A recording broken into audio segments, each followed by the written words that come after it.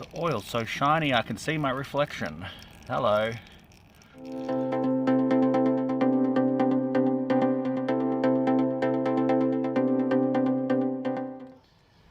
I am going to be sitting just out of frame here. During my break-in ride with the high compression piston, I noticed that I was getting a lot of clutch slippage. And I think part of that is I had way too much free play adjusted out of the arm here. So that may have been a factor in it. But I was thinking about getting some high tension springs. Now, there is nowhere that makes a specific spring for the CB125F. So I got online and I ordered some close enough is good enoughs. And I've done no measuring here. But I really do think, just eyeballing it like this, that these are going to be a really close fit. So what did I order precisely? They claim to be 15% stronger springs, as they all do. Okay. I ordered stiff clutch springs for the CRF125FB, years 2013 to 2025. And my hope was that, as far as Honda's concerned, 125 is not going to be so different from the next 125. So I was worried that they were going to be too thick, but I reckon they're going to be just about perfect. The only other thing I really want to measure is the length of the uncompressed spring. So no idea if this is going to work, but I'm going to do it anyway and figure it out. No one's here to tell me it won't work, and I wouldn't listen if they did. Now, this is a cut up Pepsi can. I jam it in there so that I can actually undo these bolts without the transmission spinning.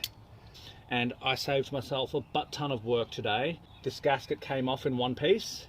Having said that, these clutch plates are only about 2,000 kilometers old, and I do have some fresh ones on the way, but I'm going to keep using these ones because there's no reason, even though the clutch was slipping, there's no reason to expect that they're going to die on me, especially not if I adjust everything properly. You can see my sacrificial metal doing its work there. It's very important, undoing anything under tension, to undo it progressively, especially these springs, because if I undo all one side, it will just force this side down, which could damage something internally. Now, there's every chance something's going to drop into the oil down here, so we're just going to have to be a little bit careful. So there's a couple of things to watch out for here. Make sure that that bearing doesn't slip out. It does sit in there rather loosely.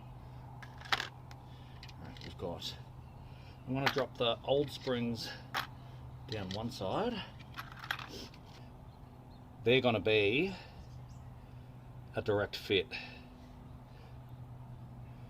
I was going to come out here with the calipers and measure everything, but just eyeballing that, that's perfect. Alright, so we're just going to go ahead. Now, there doesn't ever appear to be any top or bottom to these springs. But thank you, CRF125.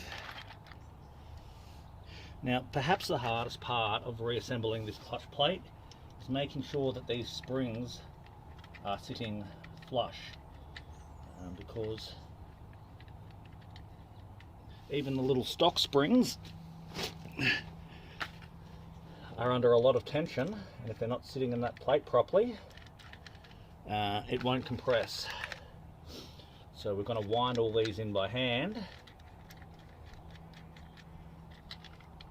Basically, make sure that everything's seated. Alright, now that we're tightening, my piece of sacrificial aluminium comes in at the top there. You can sort of see which side's compressing down further because the springs will start popping out. Not the springs, the bolts start looking like they're sticking out. Okay, that's getting to the point where I need to start being careful about it. Alright, let's give these a final nip up. I've never once torqued these down. It's aluminium, you get a feel for it. It's never more than about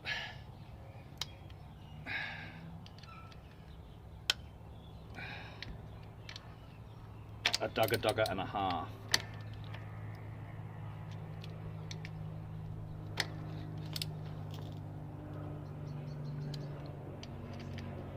Okay, tight, tight, tight.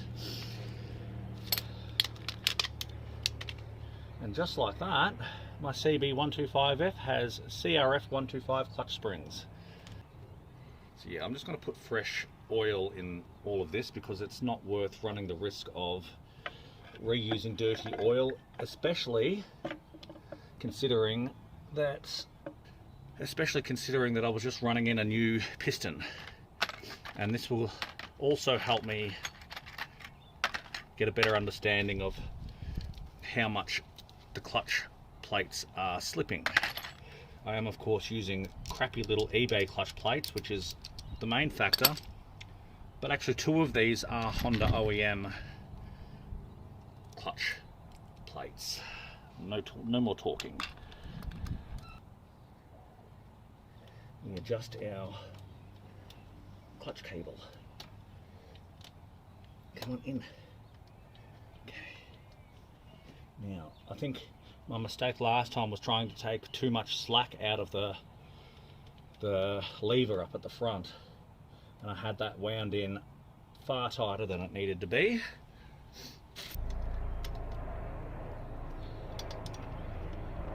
So basically I want to adjust it just to the point where it's not dropping back and no further. Okay, we've got about 1.5 litres, so we need about 900 ml.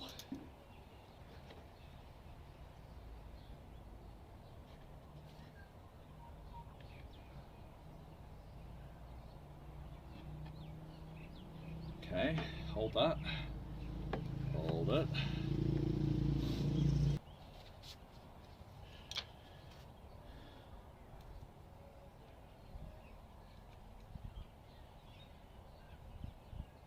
Perfect. Beautiful. I'm getting good at eyeballing that. Okey-dokey. So, how does the clutch feel? Definitely a little bit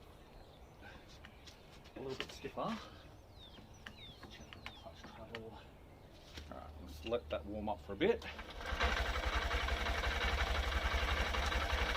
The lever feels good. It feels nice and tight now, which is, it had no feel on it previously, so that feels like a proper clutch again. I'm gonna go ahead and put everything back together, and I'll set the tripod up, take it around the yard a few times, and then hopefully we'll see how it goes out on the road.